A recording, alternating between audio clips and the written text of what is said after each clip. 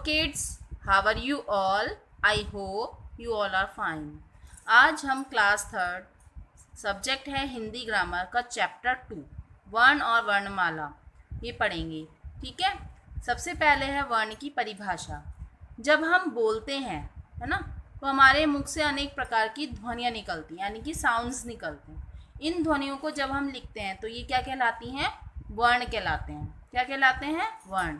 उदाहरण देख लेते हैं। देखिए, जैसे स प्लस ए प्लस ब प्लस अ, सेब, ख प्लस आ प्लस न प्लस आ, खाना।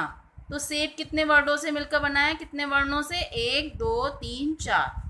और खाना 1 2 3 4। तो ये क्या है? आपके वर्ण है। और वर्ण जितने, जैसे ये शब्द है आपका पूरा खाना, ये खाना 4 वर्णों से मिलकर बनता है। तो वर्ण क्या है? वर्ण वो है जो क्या कहते हैं, जिसके और खंड नहीं हो सकते हैं, और टुकड़े नहीं हो सकते हैं। अब वर्ण के भेद पढ़ लेते हैं। वर्ण 2 प्रकार के होते हैं, स्वर और व्यंजन। ठीक है, स्वर और व्यंजन। अब स्वर क्या होते हैं?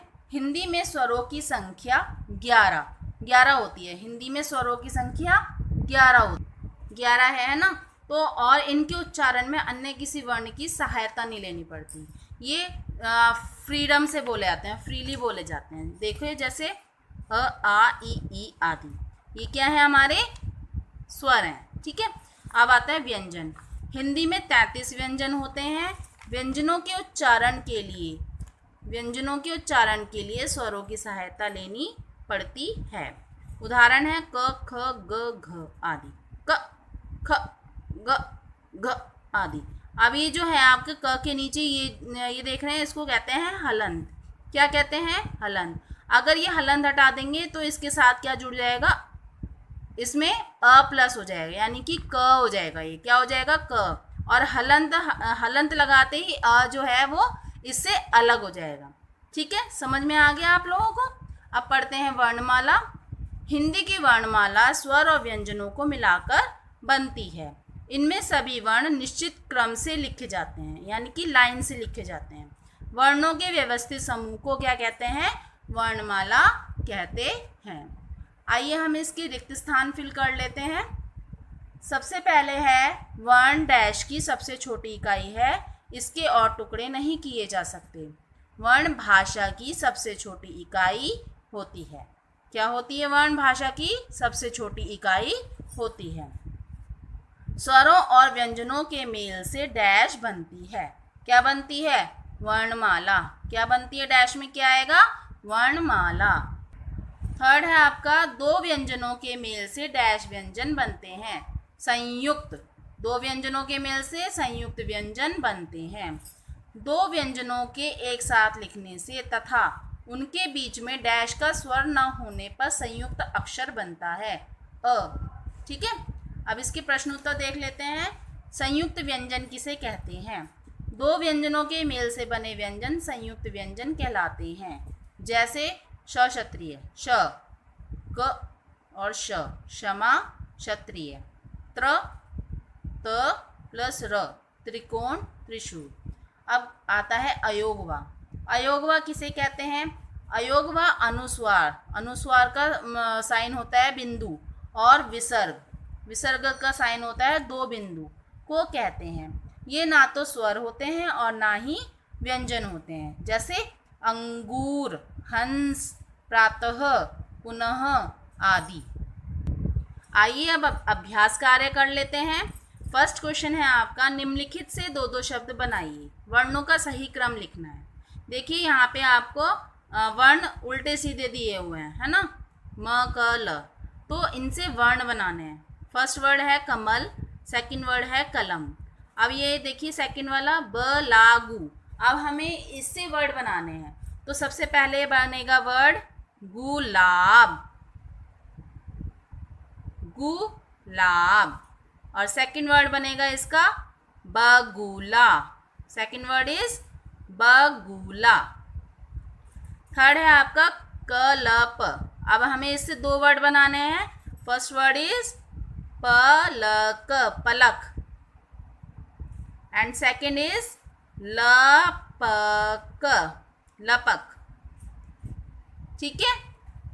फोर्थ इज तिलक, 3 वर्ड दिए हुए हैं। आपका फर्स्ट वर्ड क्या बनेगा इसका? गलती। क्या बना? गलती। और सेकंड वर्ड क्या बना आपका? लगती, लगती। समझ में आ गया आप लोगों को? सेकंड क्वेश्चन है, अपने मित्रों के नाम को दिए गए उदाहरण के अनुसार मूल ध्वनियों सहित लिखिए। फर्स्ट है सागर।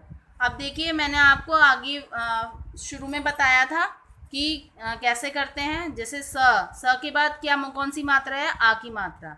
तो स आ। ग में क्या सुनाई आ रहा है आपको? अ। तो ग अ। और र में क्या सुनाई दे रहा है? र में भी अ सुनाई दे रहा है। र अ, सागर। अब सेकंड है गौरी। गौरी में सबसे पहला वर्ड ग, उसमें कौन सी मात्रा लगी हुई है? बड़े ओ की। तो कौन सी मात्रा लगा देंगे? ओ की मात्रा। गौ। र, र पे कौन सी मात्रा है? बड़ी ई की। तो बड़ी ई की मात्रा लगा देंगे। गौरी। समझ में आ गया आप लोगों को? आरोही। आ प्लस र प्लस ओ प्लस ह प्लस ई, आरोही। फोर्थ इज महिमा।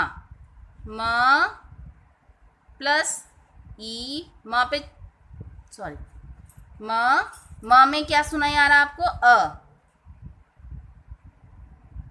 प्लस ह।